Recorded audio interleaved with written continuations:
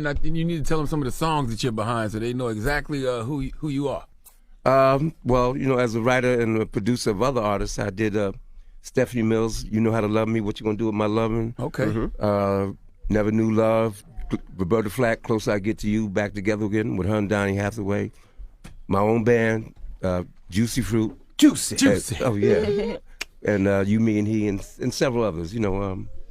I've been in the game. Your son always says that Juicy Fruit put him through college. Yeah, and his sister and his... The whole family. yeah, but we were... Juicy Fruit, I always say, it's interesting. I consider that one of the grandparents of hip-hop, and once Biggie did it, and I have to give credit to Puffy, too. I remember the first day I met Puffy, I was scoring a show called New York Undercover. I was doing all the music for that. We heard of it. We watched it, we loved it. Sometimes, I don't assume, and Puff came in and said, yo, I got this artist, Toombs, I want you to meet him.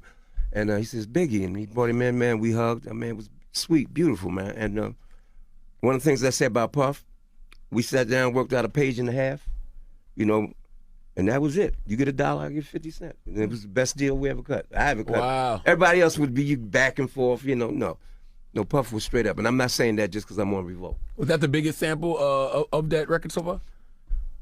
It was the first, and it was the sample that put us into the next generation. Gotcha. There's been like 70 samples of that. Yeah, I was going to ask you, how many people have sampled that song? Well, yeah, more than enough. You know what I mean? But Keisha Cole's version, I thought was really good. Was it Let It Go? I like that. How do you pick who samples your music? Do you want to hear the song first? No, they pick the song, and Okay. then they ask for clearance. And we just got something that just came out with Chris Brown and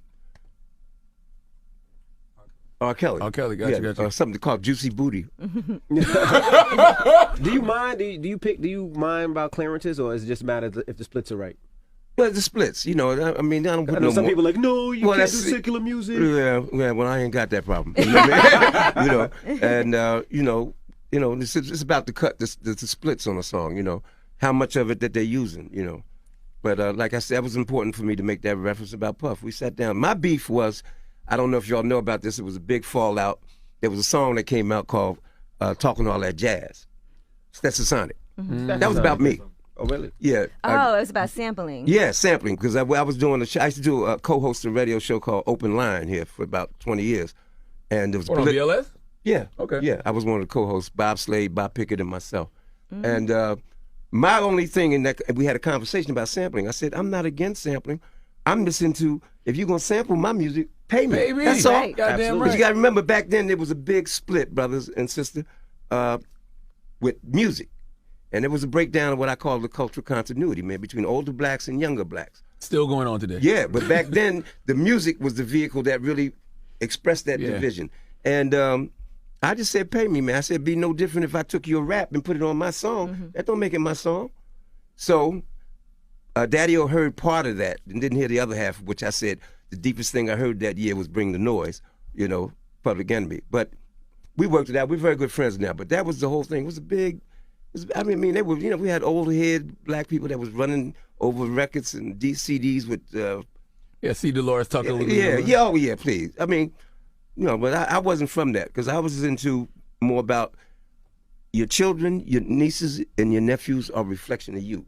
That's the mirror. And my generation didn't want to look in the mirror. Okay?